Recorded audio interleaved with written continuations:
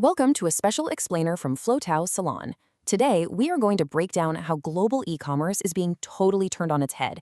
And more importantly, we're going to uncover a brand new playbook for how to win in this fast-changing world. So, where are we getting all this? Well, our insights today come from a really fascinating study, the 2026 White Paper on Platform Migration for Global Brands, put out by the global intelligence company NIQ.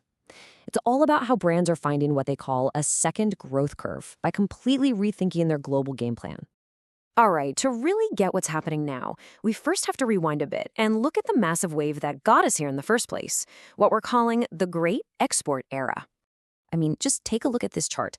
Starting around 2020, China's export economy didn't just climb, it absolutely exploded, smashing all-time records.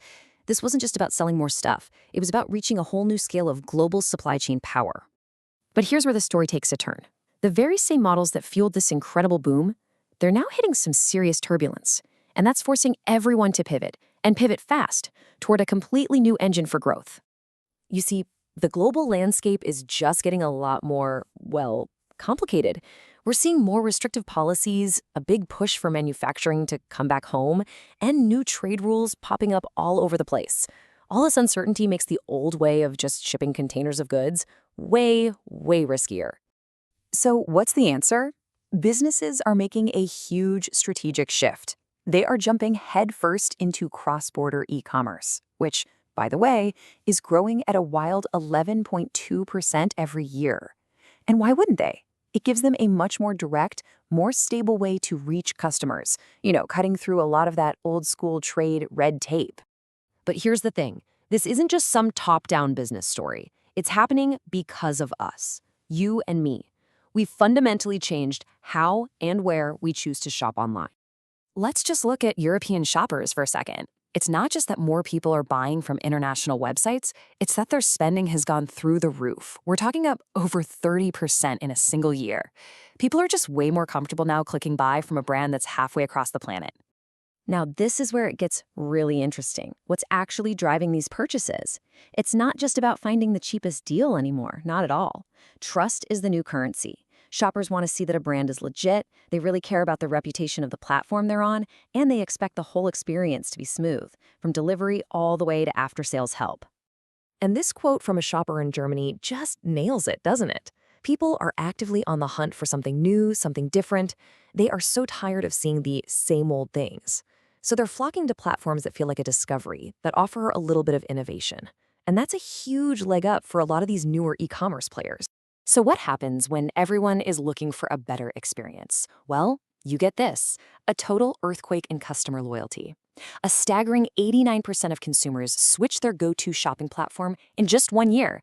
That's not a small shift, that's a full-blown revolution.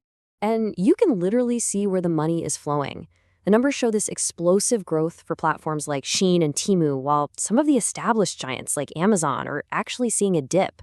Consumers are definitely voting with their clicks and their credit cards. So the big question is, what does this all mean for brands? It means the old rulebook is officially out of date. To win today, you can't just be a good seller, you have to become a master system builder. The game has just completely changed. The old way was pretty straightforward. You make a thing, you ship the thing. Simple. But the new model is about creating an entire ecosystem. It's about weaving together brand, sales, and service into one seamless experience. It's about competing on total value, not just on price. So this new system really stands on 3 key pillars. First, you have to shape a brand that people actually recognize and, more importantly, trust. Second, you have to master the art of sales, getting traffic, turning that traffic into customers. And third, you have to deliver a service experience that keeps people coming back. And here's the kicker. They all have to work in perfect sync. Okay, so let's boil all of this down. The NIQ report leaves us with 3 absolutely critical takeaways for any brand that doesn't just want to survive, but actually wants to thrive in this new global playground. First up is what they call a concept upgrade. Basically, it's not enough to just sell stuff anymore. You have to be proactively managing risk, thinking strategically about everything from your supply chain to local laws. It's really about playing chess, not checkers. The second big idea is platform optimization. You know that old advice, don't put all your eggs in one basket? Well, it has never been more true. The smart move today is to build a portfolio of different platforms, using each one for what it's best at. Maybe one is great for building your brand, another is a powerhouse for sales, and a third helps you reach a super specific audience. And that brings us to the third finding, refined operations. This is all about playing the long game. Hitting short-term sales targets feels good, but real sustainable success comes from investing in your brand's reputation and providing amazing customer service. That's what builds the kind of loyalty that pays off for years to come. Which leaves us with one final and really important question to think about. In this wild new era, just having a website is the bare minimum. Winning means being smart, being strategic. So how will you use data to find that perfect sweet spot, the right people, the right products, and the right platforms to build your global brand? Salon, wishing you a prosperous year of the horse.